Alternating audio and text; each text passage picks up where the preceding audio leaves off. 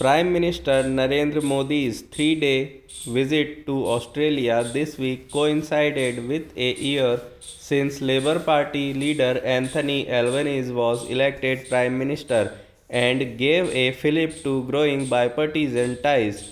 While his visit was originally planned for a multilateral event, the meeting of the Quad, it transformed into a purely bilateral visit after the US President pulled out over domestic political constraints.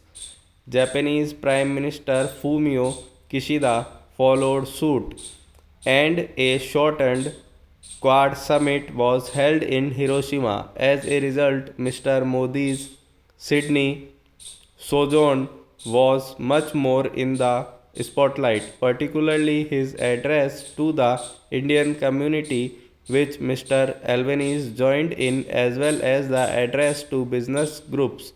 In what was their sixth such meeting in the past year, the announcements from the Modi Albanese meet, including opening an Australian consulate in Bengaluru and an Indian consulate in Brisbane, an agreement on migration and mobility, and the finalization of terms of reference for an India Australia Green Hydrogen Task Force, defense and security ties, cooperation on renewable energy and critical minerals were also part of the substantive agenda, as was the need to sign a comprehensive economic cooperation agreement by December.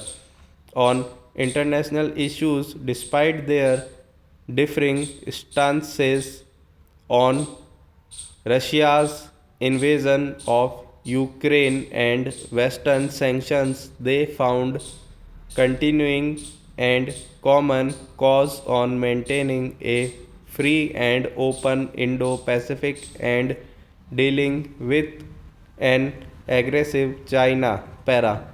However, it was the celebration as well as the concerns of the Indian origin community that appeared to overshadow all else.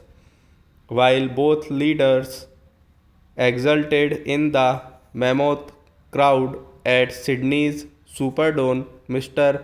Modi said that the real reason, the real power behind the bilateral relations came from people of Indian origin in Australia.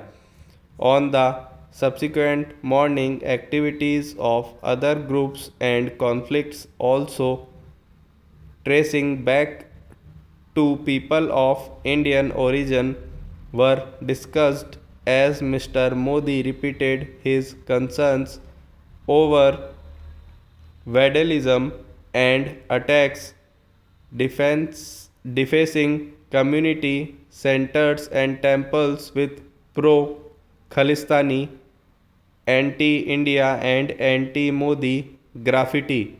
These had been raised during Mr. Albanese's visit to India in March. While any attack to an Indian consulate is a valid bilateral concern, New Delhi must consider how much attention it wishes to pay to attacks by Australian citizens on Australian citizens and Australian property.